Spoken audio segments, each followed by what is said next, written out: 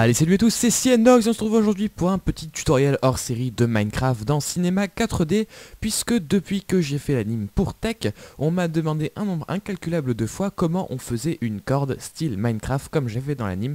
Donc vous pouvez voir l'animation pour les 30 000 abonnés de Tech. Dedans, il a une canne à pêche et sa canne à pêche est reliée à une corde pixelisée façon Minecraft. Donc c'est ce qu'on va apprendre à faire aujourd'hui. Alors tout d'abord, pour faire cette corde, il faut que je vous explique 2-3 trucs. Donc tout d'abord, on va utiliser une spline. Une spline, qu'est-ce que c'est? C'est quelque chose qui va nous permettre de faire des traits en fait dans Cinema 4D. Ensuite, cette spline, on va l'animer avec le module cheveux de Cinema 4D, le module R, qui va nous permettre donc de faire la dynamique de la spline pour qu'elle bouge un petit peu, voilà. Et puis ensuite, on va faire cette PCF de petits cubes qui sont clonés le long de la spline. Voilà.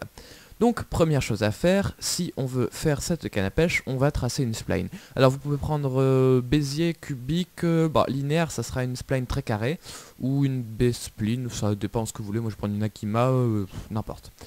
Donc ensuite, vous tracez votre spline à peu près le profil que va avoir votre fil, votre fil. Donc là, j'ai tracé une spline. Ensuite, il faut le replacer bien en 3D puisque les splines ne se placent pas forcément très bien en 3D. Donc on va se mettre dans la vue avec les 4, voilà, pour pouvoir bien placer nos points.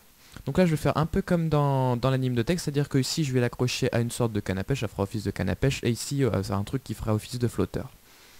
Voilà. Est-ce que c'est pas mal? Ici, on est encore un peu décalé. Hop. Comme ça, je vais la redécaler un petit peu. Donc vous mettez votre spline à peu près comme elle sera dans l'animation. Voilà. Donc là on a une spline à peu près sympathique. Ensuite on va vouloir qu'elle soit dynamique. C'est la première chose qu'on va faire. Donc pour qu'elle soit dynamique, on va déjà commencer par lui faire un clic droit dessus. On va aller dans les propriétés R, les propriétés cheveux, puisqu'on utilise le module R. Et on va utiliser la dynamique de spline. Donc j'insère la dynamique de spline. Ici je ne change rien. Hop. Et si je fais play, vous voyez que ma spline elle va tomber. Tout simplement, jusque là, pas de problème, elle est dynamique. Maintenant, on veut pas qu'elle tombe, nous ce qu'on veut c'est qu'elle soit dynamique, mais sans tomber, en étant attachée à ces deux extrémités. Donc pour cela, on va avoir besoin d'un polygone sur lequel l'attacher. Donc là, je vais prendre un cube. Je vais faire un petit cube de 20 par 20 par 20, ça sera bien. Voilà. Hop, on va lui mettre des petites subdivisions. Je vais le dupliquer, je vais l'attacher une fois en haut, une fois en bas. Donc voilà, j'ai deux cubes. Je les passe en mode éditable puisque c'est sur les polygones qu'on va la rattacher. Alors je vais en prendre un, je vais aller le glisser à la fin de notre spline. Je vais passer dans les quatre vues, pardon, c'est plus simple. Hop, voilà. Pouf. Alors, ce qu'on va faire en fait, c'est qu'on va attacher le dernier point de la spline, celui qui est juste au bout de la spline, qu'on va voir juste là, que je viens de sélectionner.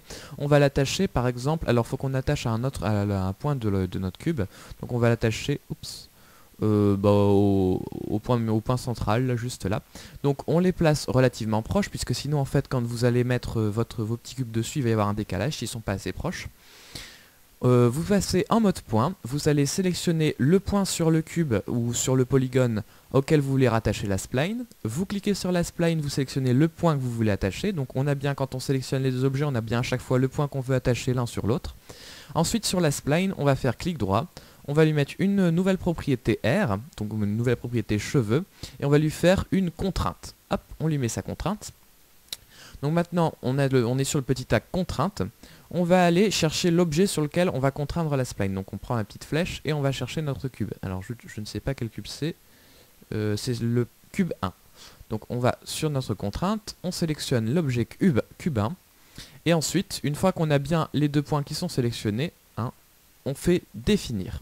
Et là vous voyez qu'il va y avoir un petit trait rouge entre les deux points du cube, un petit trait jaune pardon, entre les deux points du cube, ça veut dire que notre spline est attachée à ce point là du cube, tout simplement.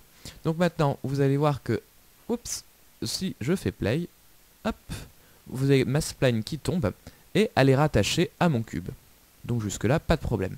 Je vais faire la même chose rapidement pour en haut, donc je prends mon deuxième cube, je vais aller le monter là-haut pour pas qu'il y ait de décalage, voilà, hop. Hop, hop, voilà, je l'ai placé à peu près convenablement. Je vais aller sélectionner le point de mon cube que je vais attacher et le point de ma spline. Je vais les replacer d'ailleurs bien en face. Voilà, grosso modo. Donc je prends le mode point, je sélectionne le petit point au centre auquel je vais attacher, je prends ma spline, je sélectionne ce point là de la spline, je crée une nouvelle contrainte dans propriétaire contrainte, je sélectionne l'objet sur lequel je veux attacher ma spline et je définis.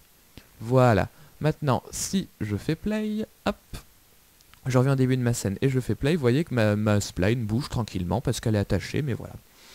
Donc jusque là on a une ligne qui est dynamique, qui est reliée à nos deux cubes. Maintenant si on fait un rendu, vous voyez qu'on a juste nos deux cubes mais la ligne n'est pas affichée. Donc on va l'afficher façon Minecraft. Pour faire ça, on va prendre, on va dupliquer, en fait on va cloner un petit cube de 1 pixel par 1 pixel tout le long de la spline. Donc déjà on va créer notre cube de 1 pixel par 1 pixel, donc de 10 cm par 10 cm par 10 cm dans mon échelle de scène. Ensuite, je le passe en éditable, c'est pas obligé, c'est comme vous voulez. Ensuite, pour cela, je vais avoir besoin d'un cloneur, donc je prends mon cloneur, je glisse mon petit cube à l'intérieur du cloneur, et on va paramétrer le cloneur. Alors le cloneur, déjà, on veut pas qu'il clone sur une ligne, sur un cercle ou sur un cube en 3D, mais on veut qu'il clone sur l'objet. Ensuite, on va lui définir l'objet, donc on clique ici, et on va chercher la spline. Voilà, donc déjà, on a un truc qui est déjà pas trop mal, on a cloné nos petits cubes sur la spline. Ensuite, qu'est-ce qu'on va changer dans notre cloneur? La première chose qu'on va changer, c'est fixer les clones. Donc vous voyez que là, si je laisse comme ça, mes clones ils vont en fait suivre ma spline et ça va faire plus un genre de tuyau carré que une corde pixelisée. Donc on va enlever fixer les clones. Putain. Donc pour éviter d'avoir cet effet un peu tuyau, on va enlever aligner les clones. Donc en fait ça va mettre les clones bien comme il faut par rapport à la scène, ce qui fait qu'on aura bien cet effet de pixelisation tout du long de la corde. Ensuite, on va cliquer ici dans la distribution et on va mettre égaliser. Ça veut dire que nos petits cubes sont distribués également tout le long de la corde. Et ensuite, on va augmenter la quantité de petits cubes jusqu'à temps qu'il n'y ait plus d'interstice entre eux. Alors là, c'est pas trop mal. 35, ça me paraît bien pour ça. Ça dépend de la longueur de votre corde. Ensuite, on va mettre une petite texture sur les cubes, histoire de bien voir qu'ils sont présents. Hop. On va l'appliquer sur le cloneur, pourquoi pas. Et maintenant, hop, si je fais play, vous voyez que j'ai bien ma corde dynamique avec mes petits cubes qui sont clonés le long de ma corde. Et j'ai bien ma corde dynamique façon Minecraft. Voilà, tout simplement. Vous voyez le rendu ici. Alors, une petite chose qu'on peut faire, c'est si jamais on veut par exemple que la corde rentre en collision avec, je ne sais pas, moi avec un cube. Donc on va créer un nouveau cube pour vous montrer un petit peu la collision avec cette spline. Puisque vous voyez que cette spline est dynamique et comme tous les objets dynamiques, on peut les rentrer en collision. Donc je vais créer un cube rapidement, voilà. Hop, et je veux que mon cube fasse collision avec ma spline, donc je vais le placer là. Je vais le passer en mode éditable, et là, pour faire collision avec la spline, ici, toujours dans le module R, on a ici collision des cheveux. Et en fait, si on applique collision des cheveux sur un objet, ça va dire à la spline qu'elle doit elle doit être rentrée en collision avec notre objet. Donc maintenant, je vais faire une petite animation, hop, je vais placer une clé là. Je place une clé plus tard, je le monte histoire qu'il se cogne contre la spline et on va voir ce que ça donne. Pouf! Vous avez vu que notre objet rentre bien en collision avec ma spline. Alors évidemment, là c'est pas parfait puisqu'ensuite il faut qu'on règle les caractéristiques de la spline. Donc là c'est un peu du bidouillage, il faut régler la traînée, la rigidité. D'ailleurs là par exemple elle est trop rigide donc je vais la diminuer. On peut régler la gravité si elle est plus ou moins forte. Hop, vous voyez que c'est déjà un petit peu mieux. On peut également régler par exemple sur le cube ici les contraintes. Est-ce qu'on a plus de friction, de frottement je veux dire, ou est-ce qu'on a plus de rebond. Donc voilà, ça c'est un petit peu les réglages, mais vous avez vu grosso modo le principe pour la propriété de collision. Donc voilà. Et puis c'est grosso modo tout, je pense. Ben oui, écoutez, ça me paraît bien. Donc même si vous animez, par exemple, je vais vous montrer un dernier petit truc, si vous animez par exemple ce cube-ci, on va dire ça, on va le placer là, et à la fin de notre animation, on va le descendre, on va le placer, ici par exemple. Voilà. Maintenant, si je fais play, vous allez voir que ma spline va être totalement dynamique et va être complètement réglée par ce cube-là. Et on peut faire la même chose avec l'autre cube, vous allez voir que si je reviens au début, que je prends mon deuxième cube, que je lui fais une petite animation également, oups, à la fin, voilà, je fais une petite animation également, eh bien, je retrouve bien toute ma spline qui va bouger en fonction de mes deux cubes. Voilà, c'était CNDogs pour le tutoriel Minecraft dans Cinema 4D sur comment on fait une corde Minecraft dynamique dans Cinema 4D. Et on se retrouve bientôt pour d'autres tutoriels. Allez, salut à tous!